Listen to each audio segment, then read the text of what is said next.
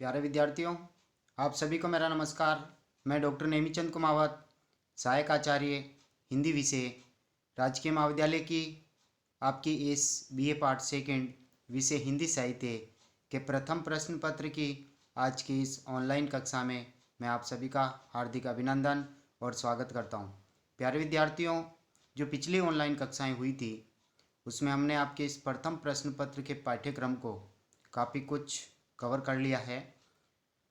आपके इस पाठ्यपुस्तक में रीतिकाल के यानी हिंदी साहित्य के जो इतिहास है उसका तीसरा कालखंड रीतिकाल के 8 कवियों की कविताएं संकलित हैं, जिसमें हमने आरंभिक केशवदास प्रथम कवि जो हैं उनके 19 पदों का अध्ययन किया। दूसरे अध्याय में बिहारी के 45 दोहों का अध्ययन किया।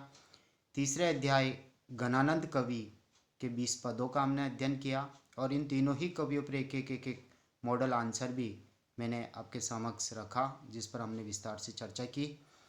और साथ ही जो चौथा अध्याय है देवदत्त कवि, और पिछली हाल ही की जो ऑनलाइन कक्षाएं हुई थी उसमें हमने देवदत्त कवि के 11 पदों तक विस्तार से अध्ययन कर लिया है। 11 पदों की विषय वस्तु पर हमने विस्तार से चर्चा की है, बातें की हैं।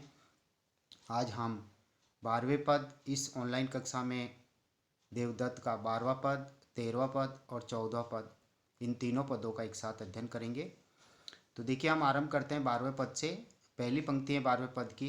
पिछली ऑनलाइन कक्षा के उसी क्रम को जारी रखते हुए हम आरंभ करने जा रहे हैं। रूप को रसिकु रस लंपट परस लोभी, राग ही सो रग्यो बसे बासु ले अढ़ाई। तो यानी मन की व्यवस्था का चित्रण है। एक नायिका या एक नायक जो अपनी मन की व्यवस्थाओं का चित्रण कर रहे हैं, वैसे कवि के संदर्भ में यहाँ पर रूप को रसिकु अर्थात मन की व्यवस्था ये कि वह सुंदर रूप का रसिक है, सुंदर रूप को ही मन में बसाए रखना चाहता है। रस लंपट, लंपट यानी लालची, यानी कहने का तात्पर्य कवि कह रहे हैं कि मेरा मन सुंदर सुंदर रूप का रसिक है, बस केवल उसी का आशिक बना हुआ है और उसी रस का लालची है, उसी रस को प्राप्त करने के लिए लालायित रहता है।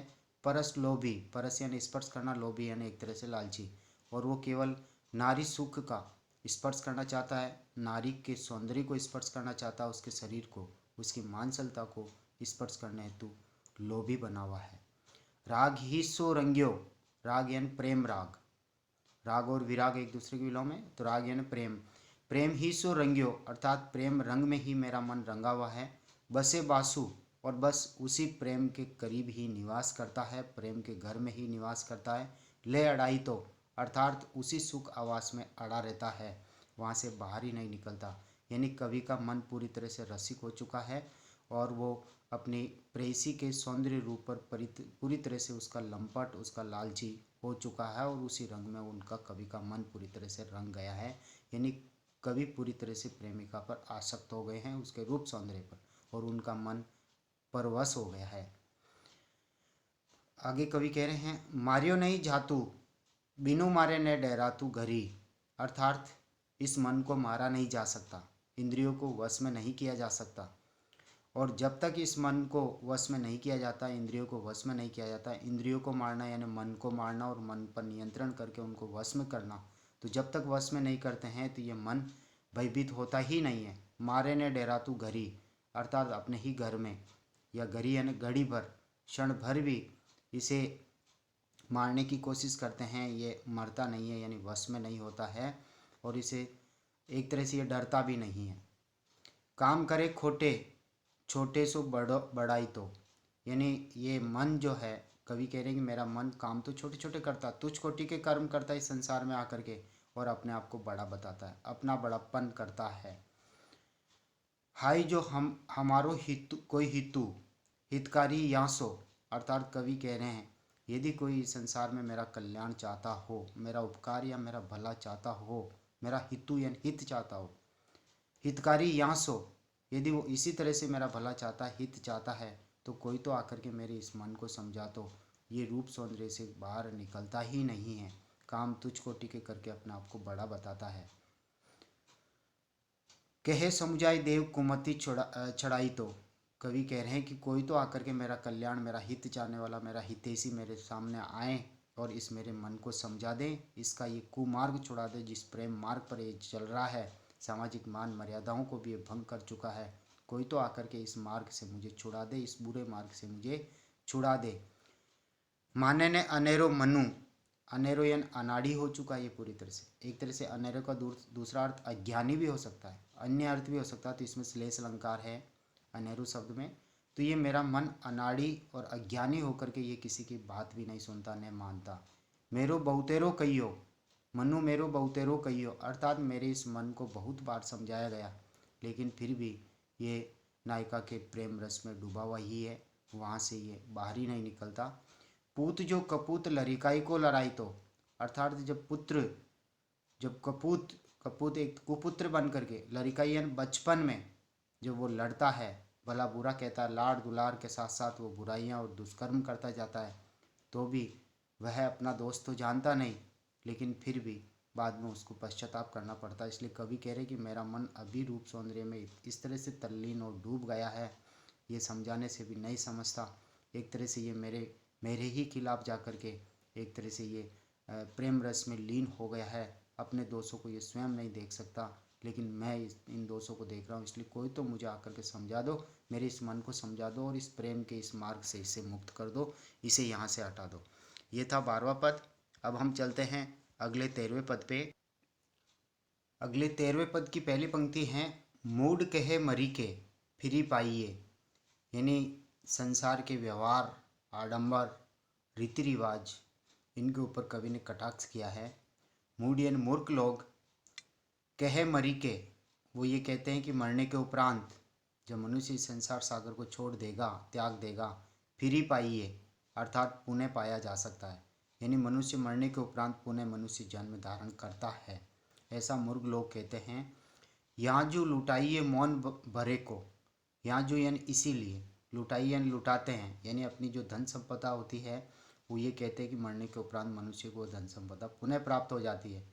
मौन भरे को, इसलिए वह मौन होकर के चुपचाप रह करके वह अपनी धन संपदा को लुटा देते हैं। सो खल खोई खिसात खरे, और एक तरह से यही दुष्ट लोग फिर अत्यधिक खोई खोई यानी क्रुद्ध होकर के, खिसात अपने आप पर गुस्सा करते हैं, खरे यानी यथार्थ को, अवतार शून्य कहूँ छारे परे को। अवतार एक तरह से पुनः जन्म होना, पुनः जन्म के बारे में इन्होंने सुना है, लेकिन कहूँ छारे परे को, यानी जब छारे यानी राख, जिस तरह से मृत को जलाने के उपरांत वह राख में परिवर्तित हो जाता है और वह राख काफ़ी देर तक उस राख को देखने के बाद भी मनुष्य पुनः अवतार नहीं लेता, यानी राख वापस मनुष्य का रूप धारण नहीं कर सकती, इसलिए वे यथार्थ को भूल करके अपने किए हुए पछतावा करते हैं कि हमने ऐसा क्यों कहा कि मरने के उपरांत मनुष्य पुनः उस धन संपदा को प्राप्त कर लेता है। जिस तरह से जला देने के उपरांत वह मनुष्य तो समाप्त हो गया, उसका जन्म हुआ कहाँ।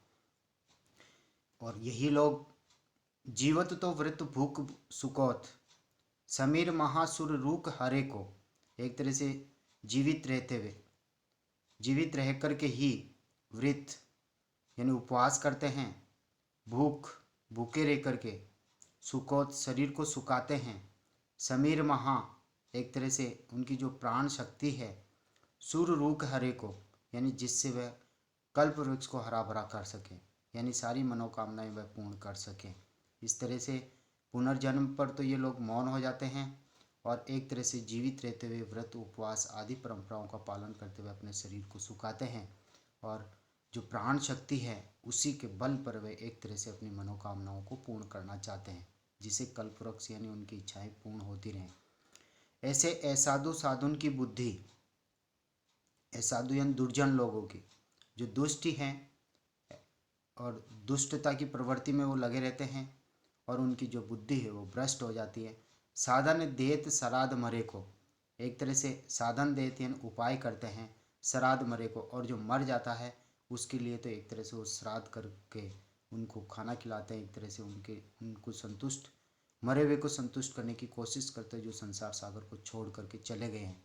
जबकि जो जीवित हैं उसको भूखा मारते हैं, जबकि खाना उनको दिया जाना चाहिए जो वर्तमान में जो मौजूद है। तो इस कटाक्ष, इस प्रवृत्ति पर, समाज की इस प्रवृत्ति पर कवि ने यहाँ कटाक्ष किया है। अगले 14वें पद की ओर हम आगे बढ़ते हैं। 14 पद है, हे उपजे रस बीज ही ते बिनसे हैं, सबे छिति छार के छाड़े।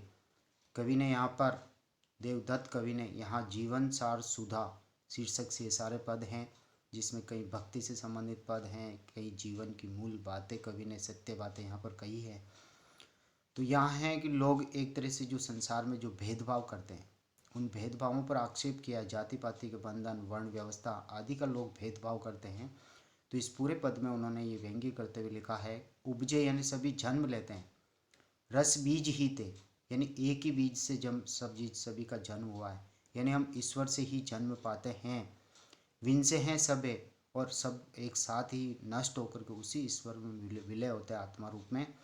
छिति छार के छाड़े, छिति यानी पृथ्वी, छार यानी राख, भस्म, यानी एक तरह से मनुष्य इस संसार में एक ही ईश्वर से जन्म लेता तो उसकी एक ही जाति होती, ईश्वरीय भक्त, मानव जाति। और वो जिस मिट्टी से बना होता है वह मिट्टी यहीं इसी मिट्टी में, इसी राख में वह मनुष्य उसको छोड़ करके चला जाता है, यानी उसका शरीर मिट्टी में मिल करके भस्म हो जाता है।